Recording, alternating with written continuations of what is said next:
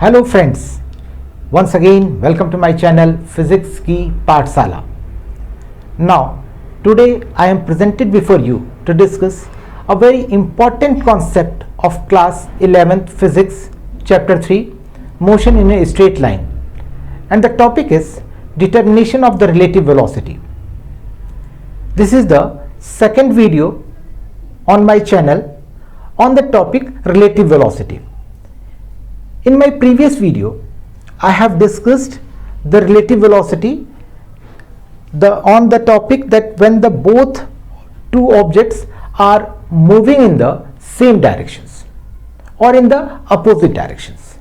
अर्थात हमने इसके फर्स्ट वीडियो में ये डिस्कस किया था कि अगर दो ऑब्जेक्ट्स एक ही दिशा में चल रहे हैं या एक दूसरे के अपोजिट दिशा में चल रहे हैं तो उस स्थिति में हम किस प्रकार से रिलेटिव वेलोसिटी निकालते हैं. हमने पाया था कि अगर दो ऑब्जेक्ट्स हैं, अगर एक ऑब्जेक्ट 1 हमने लिया था जो v1 वेलोसिटी से मूव कर रहा था तथा दूसरा ऑब्जेक्ट जो था v2 वेलोसिटी से मूव कर रहा था, तो यहां अगर हम ऑब्जेक्ट 2 की velocity with respect to object 1 निकालना चाहते थे, that is the relative velocity of the 2 with respect to 1, हमने कहा था v2 माइनस v1, या हम इसको इस तरह से कहते हैं v2 plus minus of v1. Vector quantities हैं सभी, इसलिए वेक्टर लगा देते हैं इस पे. हमने ये ऑब्टेन किया था जबकि दो ऑब्जेक्ट्स एक सेम लाइन में, एक स्ट्रेट लाइन में मूव कर रहे हैं, तो हमने ऑब्टेन किया था रिलेटिव वेलोसिटी एक ऑब्जेक्ट के दूसरे ऑब्जेक्ट के रेस्पेक्ट में. अगर आपने ये वीडियो नहीं देखा है तो इसी चैनल पर रिलेटिव वेलोसिटी का फर्स्ट पार्ट देख लीजिए, उसका लिंक मैं डिस्क्रिप्शन बॉक्स में दे दूंगा, वहां से भी आप जा करके देख सकते हैं. यहां आज हम इसी कॉन्सेप्ट को यूज करते हुए उस केस के लिए रिलेटिव वेलोसिटी निकालना चाहेंगे जबकि दो ऑब्जेक्ट्स हैं, दोनों ऑब्जेक्ट्स एक दूसरे से किसी एंगल पे मूव कर रहे हैं. तो चलिए टॉपिक को स्टार्ट करते हैं. हम ये मानते हैं कि हमारे दो ऑब्जेक्ट्स हैं जिनको हम वेलोसिटी vb, सेकंड ऑब्जेक्ट्स की वेलोसिटी को vb कहते थे तथा एक पहला ऑब्जेक्ट है जिसकी वेलोसिटी को va हमने बोला हुआ है. उसके दोनों एक दूसरे के साथ थीटा एंगल बनाते हुए मूव कर रहे हैं. अगर दोनों के बीच में एंगल थीटा है, इस केस में हम रिलेटिव वेलोसिटी निकालना चाहते हैं. Now we are intended to find out the relative velocity of the A, the relative velocity of the particle A with respect to the particle B. हम object A की relative velocity B के सापेक्ष निकालना चाहते हैं. देखिए हम concept क्या यूज करते हैं, इसमें क्या कॉन्सेप्ट यूज होगा. हमने यहां पे कहा था कि relative velocity of the 2 with respect to object 1 निकालना था, तो हमने 1 वाली वेलोसिटीज को निगेटिव्स करके, अपोजिट करके पहली वाली वेलोसिटीज के साथ एड अप कर दिया था. अगर हमें v21 निकालना था, relative velocity of the 2 with respect to 1, तो हमने v2 तो रखा था, दूसरी वाली वेलोसिटीज को निगेटिव साइन यानी अपोजिट लेकर के पहली वाली वेलोसिटीज के साथ एड अप कर दिया था. वही चीज हम यहां पे भी लगाएंगे, यही कॉन्सेप्ट हमारा यूज होगा. हम यहां चाहते हैं कि va की वेलोसिटी vb के रेस्पेक्ट में निकालें, तो vb के रेस्पेक्ट में निकालना है तो हम इस vb को इन्वर्ट करते हैं, इसके डायरेक्शंस को अपोजिट ले लेते हैं. तो जितना ये मैग्नीट्यूड था, उतना ही मैग्नीट्यूड हम लोग पीछे ले लेते हैं. तो इसका डायरेक्शंस अगर हम देखेंगे तो ये माइनस वीबी को रिप्रेजेंट करेगा. अगर हम इसको ओ से पी तक इस दिशा में रिप्रेजेंट कर रहे थे तो यहाँ ओ से पी डैश माइनस वीबी को रिप्रेजेंट करेगा, क्योंकि दिशा को हमने बदल दिया है, मैग्नीट्यूड हमारा सेम है, इसलिए ये उसके same magnitude but opposite direction यानी नेगेटिव वेक्टर्स को रिप्रेजेंट कर रहा है. So this can be written as the minus of VB. अब हमें रिजल्टेंट अगर निकालना है, रिलेटिव वेलोसिटी निकालना है कि va प्लस हमें निकालना क्या है कि vab, relative velocity of a with respect to b, that is equal to va plus minus of vb, यानी माइनस vb तो ये रहा आपका और va, इन दोनों को प्लस करना है हमें. प्लस करने से हमारी रिलेटिव वेलोसिटी आ जाएगी. इसको प्लस करने के लिए हम लोग लॉ ऑफ पैरेललोग्राम का यूज करते हैं. लॉ ऑफ पैरेललोग्राम को यूज करते हुए हम जानते हैं कि हम वेक्टर एडिशंस करते हैं. तो अगर लॉ ऑफ पैरेललोग्राम का यूज करते हैं तो OP है और OQ है. OQ के पैरेलल हमने यहाँ पर एक साइड ड्रॉ कर दिया और जितना मैग्नीट्यूड ये था उतना ही हमने यहाँ से इसको ड्रॉ कर दिया. तो इस प्रकार से हमारा OQ T P डैश एक हम कहते हैं पैरेललोग्राम फॉर्म होगा। इस पैरेललोग्राम का अगर हम ये साइड एज, ये डायगोनल्स अगर मिला देते हैं तो ये डायगोनल हमारा रिजल्टेंट आर को रिप्रेजेंट करेगा। तो अगर हम किसी प्रकार से इस रिजल्टेंट आर को निकालना चाहते हैं, that is the relative velocity of wave with respect to the object V B, if you want to find out then we have to find out the resultant R. अब resultant R को हम लोग कैसे निकालेंगे, चलिए इसको समझ लेते हैं। रिजल्टेंट आर को निकालने से पहले हम देखते हैं कि यहां से हम एक परपेंडिकुलर ड्रॉप कर देते हैं इसके बेस पर। अगर हम ये मानते हैं इसको एम पॉइंट पे कट कर रहा है, तो हम कह सकते हैं कि R square is equal to O M square plus M T square by the Pythagoras theorem. This is the simplest theorem. We are using this one from the class 9th. हम यहाँ से ये कह सकते थे इस ट्राइंगल के लिए, ट्राइंगल OTM में R square is equal to T M square plus O M square हो जाएगा। अब हमें इन्हीं की वैल्यूज को ऑब्टेन करना है। ओ एम कितना हो सकता है, इसकी अगर हम वैल्यूज को ऑब्टेन करें तो ओ एम कितना कहा जा सकता है। देखिए, अगर हम ओ एम को निकालना चाहते हैं, ये हमारा जो था vector T P dash V A को रिप्रेजेंट कर रहा था, ये एंगल यहाँ पे थीटा था। तो अगर हम इसको वेक्टर रिजोल्यूशंस करते हैं, वेक्टर रिजॉल्व करें, तो ये जो चीज होगी पी डैश एम जो रिप्रेजेंट करेगा वी ए कॉस थीटा को रिप्रेजेंट करेगा। अगर हम वी ए को हॉरिजॉन्टल और वर्टिकल डायरेक्शन में रिजॉल्व कर रहे हैं, तो VA का जो हॉरिजॉन्टल कंपोनेंट्स होगा वो VA cos theta that is the P dash M बनेगा, तथा इसका अगर वर्टिकल कंपोनेंट में हम रिजॉल्व करें, VA का वर्टिकल कंपोनेंट जो बनेगा that will be equal to VA sin theta बनेगा। अभी हमें उसकी जरूरत नहीं, इसलिए हम नहीं लिख रहे हैं। तो यानी P dash M VA cos theta बना और P डैश O आपने लिखा था VB। तो हम यहां से कह सकते हैं कि ओ एम जो होगा, ओ एम कितना हो जाएगा, V B minus V A cos theta. So to this we can write O M square. O M देखिए कितना है आपका, ओ एम निकालने के लिए हमने इस तरह से बोला था कि O P dash minus P dash M plus M T square, या हमने ये बोला था ओ पी डैश को हमने पहले ही बताया था कि वी बी है, माइनस पी डैश एम देखिए वी ए कॉस थीटा के बराबर था, whole square plus M T square. Value substitute कीजिए और एम टी स्क्वायर की जगह हम देखिए क्या बोल सकते हैं। अगर एम टी हमें बोलना है तो हमने वी ए था, वी ए को अगर हम लोग वर्टिकल कंपोनेंट लेते थे तो यहां वी ए साइन थीटा बनता। वी ए ये था आपका वेलोसिटी, उस वेलोसिटी को अगर हम वर्टिकली रिजॉल्व करते हैं तो वो बनेगी we A sine theta. We A sine theta इसको रिप्रेजेंट कर रहा है, वही ये भी होगा, उसी के बराबर होगा, परपेंडिकुलर डिस्टेंस है। तो यहां पर हम इसको बोल सकते थे V A sine theta whole square. Bracket expand कर लेते हैं, this will be the A square plus B square minus 2VA VB cos theta plus VA square sine square theta. VA square sine square theta and VA square cos square theta. यहाँ से इसको हम समझ सकते हैं, अगर हम VA square common कर लिए, अंदर बचा sine square theta plus cos square theta, that is a VA square, क्योंकि sine square theta plus cos square theta is equal to 1 बचा। तो हम डायरेक्टली इसको बोल सकते हैं VB square plus VA square minus 2VA VB cos theta. This is the resultant square.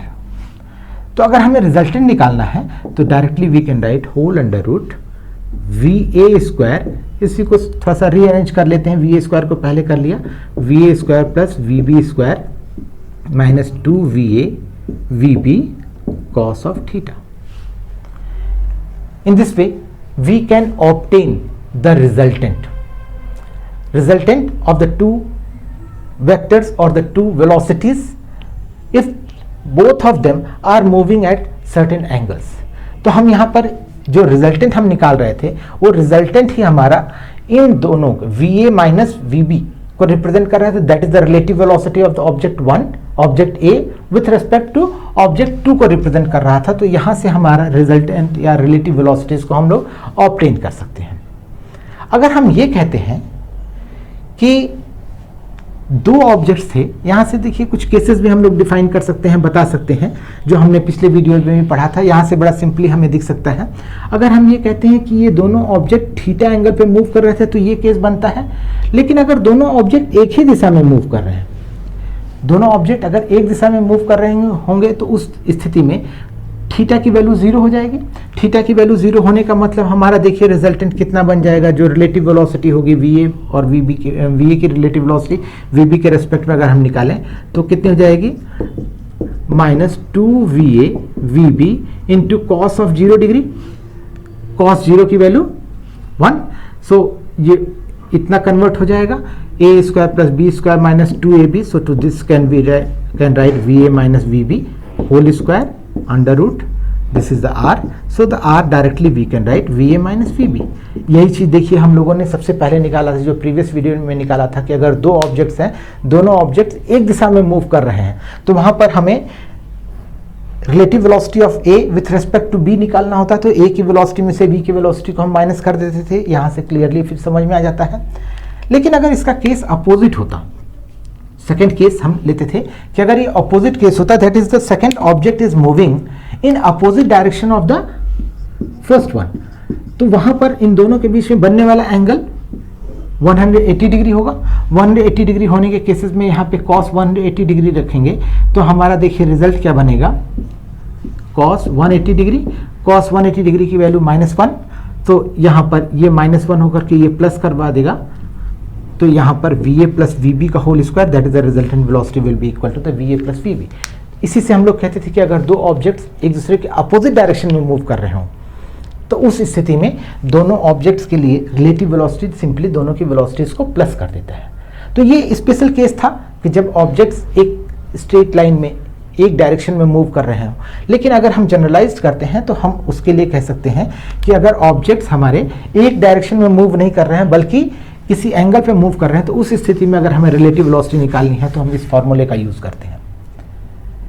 कुछ चीजें यहाँ पे छूट गई हैं, उसको भी समझ लेते हैं हम लोग कि क्या कर सकते हैं और क्या पूछा जा सकता है।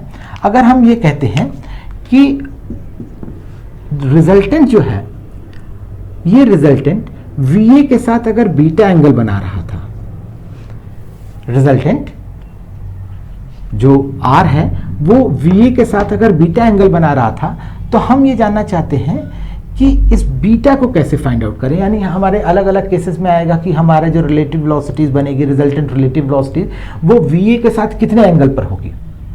उस केसेस के लिए अगर हम इसको बीटा कह देते हैं तो देखिए, हम अगर इसको बीटा कहते हैं तो बाय सिंपल ज्योमेट्री हम इसको भी बीटा कह सकते हैं। Alternate interior angles, these two sides are parallel, this is the transversal, so we can write this angle is the beta, then this is angle is again the beta। हम यहां से इस पे एक परपेंडिकुलर ड्रॉप करते हैं। देखिए अब हमने दूसरी साइड्स पे, जो कि हमारी साइड्स TP डैश थी, उस पे हमने परपेंडिकुलर ड्रॉप किया। अगर हम मानते हैं इसको n पे कट कर रहा है तो हमें tan ऑफ बीटा निकालना है।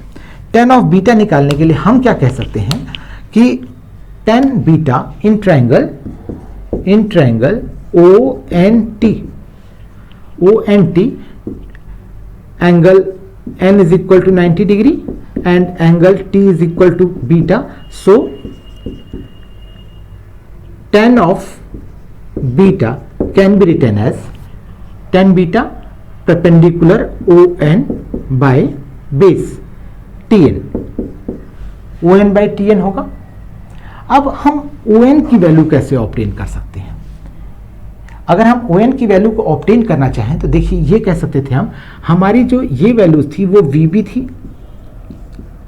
OP डैश माइनस VB हम इसलिए नहीं कह रहे हैं क्योंकि माइनस सिर्फ आपको दिशा बता रहा था। उसका मैग्नीट्यूड से अगर हम बात करें, एंगल हम मेजर कर रहे हैं तो मैग्नीट्यूड की जरूरत पड़ रही है हमें। तो अगर हम इसकी वैल्यूज को VB बता रहे थे और ये थीटा एंगल पे अलाइन था, तो अगर हम इसको वेक्टर इसको हम हॉरिजॉन्टल और वर्टिकल कंपोनेंट में रिजॉल्व करते हैं, तो इस VB को अगर हम यहाँ पे देखें तो VB cos थीटा बनेगा।